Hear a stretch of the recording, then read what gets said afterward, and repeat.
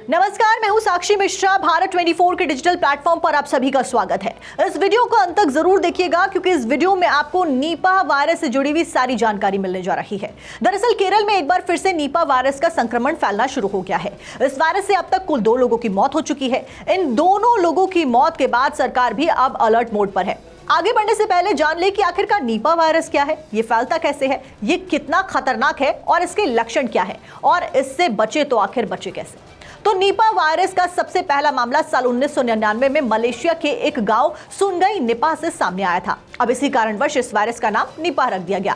WHO की माने तो WHO के अनुसार निपा वायरस एक जूनोटिक वायरस है, यानी कि ये वायरस जानवरों के जरिए इंसानों में फैलता है और ये खाने पीने के जरिए और इंसानों से इंसानों में भी फैल सकता है। निपा वायरस का भी सोर्स जानवरों को ही माना जाता है। कहा जाता है कि फ्रूट बैट यानी कि चमगादड़ और सूअर के जरिए ये वायरस इंसानों तक फैलता है और अगर एक बार इंसान को निपा वायरस हो जाए या निपा वायरस से इंसान संक्रमित हो गया तो वो दूसरों को भी संक्रमित कर सकता है, यानी कि एक इंसान से दूसरे इंसान में निपा वायरस फैलता है। निपा वायरस को कम संक्रामक लेकिन ज्यादा घातक माना जाता है। इसका मतलब साधारण भाषा में यह हुआ कि इससे संक्रमित तो कम लोग हो सकते हैं लेकिन मृत्यु दर ज्यादा होती है। केरल में जब एक बार निपा वायरस फैला था तो इसकी मृत्यु दर 45 से 70% तक थी। इतना ही नहीं, अगर किसी शख्स की निपा वायरस से मौत हुई है तो उस परिवार के दूसरे सदस्य भी इससे संक्रमित हो सकते हैं। ऐसे में निपा संक्रमित व्यक्ति का अंतिम संस्कार करते समय खास सावधानी बरतने की जरूरत होती है।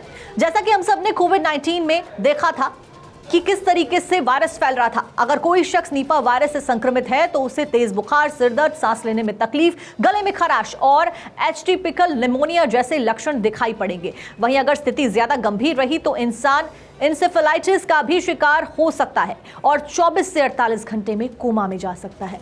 निपा वायरस के लक्षण किसी भी इंसान में 5 से 14 दिन के भीतर दिखाई दे सकते हैं, लेकिन कुछ मामलों में ये 45 दिनों तक खिंच सकता है। ये वायरस से जुड़ा सबसे खतरनाक पहलू है क्योंकि आपको पता भी नहीं चलेगा और आप कई दूसरे लोगों को इस इंटरवल के दौरान संक्रमित कर देंगे। कुछ मामले ऐसे भी हो सकते हैं जहां पर व्यक्ति निपा से संक्रमित हो लेकिन उसमें कोई लक्षण दिखाई ना पड़े। निपा का पहला मामला साल 1999 में मिला था, लेकिन अब तक इस बीमारी का ना कोई इलाज मिला है और ना कोई और चीज और ना अभी तक कोई वैक्सीन बन पाई है। अभी के लिए निपा का इलाज सिर्फ और सिर्फ सावधानी ही है। अगर कुछ बातों का ध्यान रखा जाए तो इस वायरस की चपेट में आने से बचा जा सकता है, जैसे चमगादड़ और सूअर के संपर्क में आने से बचें, जमीन या फिर सीधे पेड़ से गिरे हुए फल ना खाएं, मास्क लगाकर रखें और समय समय पर हाथ धोते रहें। वहीं अगर कोई भी लक्षण दिखाई पड़े तो तुरंत के तुरंत डॉक्टर को संपर्क जरूर करें। केरल में निपा वायरस इन दिनों बड़ी ही तेजी के साथ में फैल रहा है। 24 वर्षीय हेल्थ वर्कर निपा वायरस के एक मरीज के संपर्क में आया और जब उसका टेस्ट किया गया तो वो बुधवार को पॉजिटिव मिला। इसके बाद केरल में निपा वायरस के पॉजिटिविटी के रेट बढ़ते गए और पॉजिटिव मरीजों की संख्या 5 हो गई।